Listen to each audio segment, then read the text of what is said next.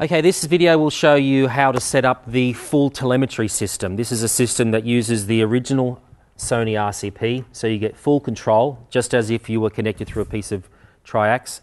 It's a very fast system, has a reaction time of about 20 to 40 milliseconds, so it's very, very responsive.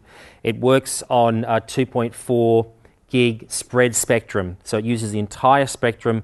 It has a very small amount of data, and it can steer around access points. It can steer around other users that are in that spectrum. So being in 2.4, it is a very reliable, very robust way of actually sending telemetry backwards and forwards to the camera from the RCP. With me is Gareth from OTV Studios. They have a system here. They've got a few hundred hours under their belt using the system in these studios. So what better person to show us how to set it up? Gareth, where do we go from here? Okay, I think we'll start by rigging one of the transceivers to the camera. So we've got two versions of the transceiver here, both ends. You know which one goes to the camera because this one's got the double plate on it, whereas this one's only got the single plate for if you want to mount a battery to it. So we'll start by just connecting this little stubby antenna into the top connector there. So that's rigged up there. And then we'll rig that to the camera itself. So I'm just going to mount it to this this top V-lock plate for now. That's all it needs. And of course we do this in Anton Bauer as well, so if you need Anton Bauer, we can supply you that version as well. You can see when it's got power because it will come up on this little red light there. The amber light hasn't come on, but that's because it's not getting any data yet, so that will happen soon. You've got this 8-pin high-rose cable that we use. Plug one end into the remote hole on the back of the 1500, into there, and the other end goes into the back of the transceiver. And of course this system will work with a camcorder as well. Sony changed their protocol from about digibeta onwards, so anything older than a digibeta, this won't work, but certainly for the last 10 to 15 years, any Sony camera, this protocol, it will work for studio cameras and also for camcorders. On the back here you can see there's a little switch, a little 3-position switch, so you can decide whether you want the power to come off the sled itself or whether you want the power to come through this cable, as in a big loop through the camera and into the unit itself, and the middle position is just the off. So at the moment we've just got it set for coming off the sled itself. Okay, so next stage is we'll start rigging the other end, the RCP end. So we've got a Sony RCP 920 there, a standard Sony RCP. What we'll do, we need to give it power as well. So what we do is we've got this cable we've got made up, which is another 8-pin high-rose cable there, and it goes into the back of the unit, into the CCU, CNU port on the back there. That goes in there like that.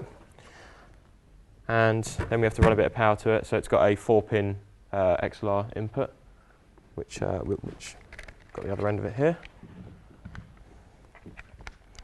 So power that, and you'll see that the RCP will power up there.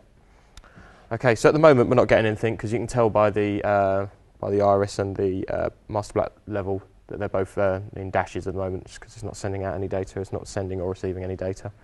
So the next stage is we rig the other end of the telemetry system, which is the end that we strap onto the wall or onto a bit of scaff or wherever you want to put it. Slightly larger antenna we've got there for it, into the top. Again, a little bit of power for it, so it's got this little DC jack input on the top there, so for some reason you have to kind of wedge it in, like so.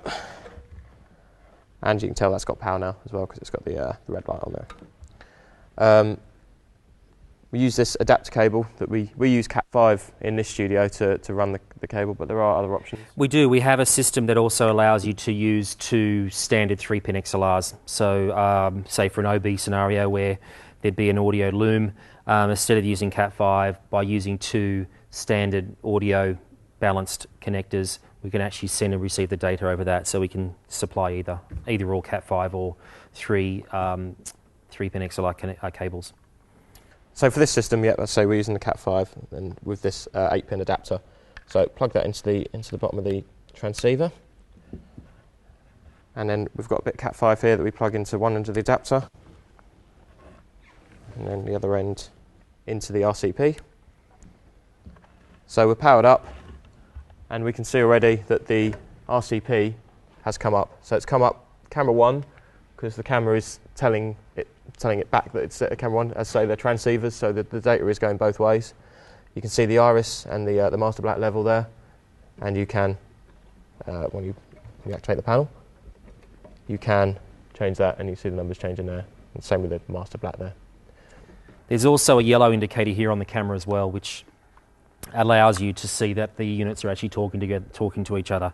So if I was to power down the transmitter, you would see that this orange light would eventually go out like that.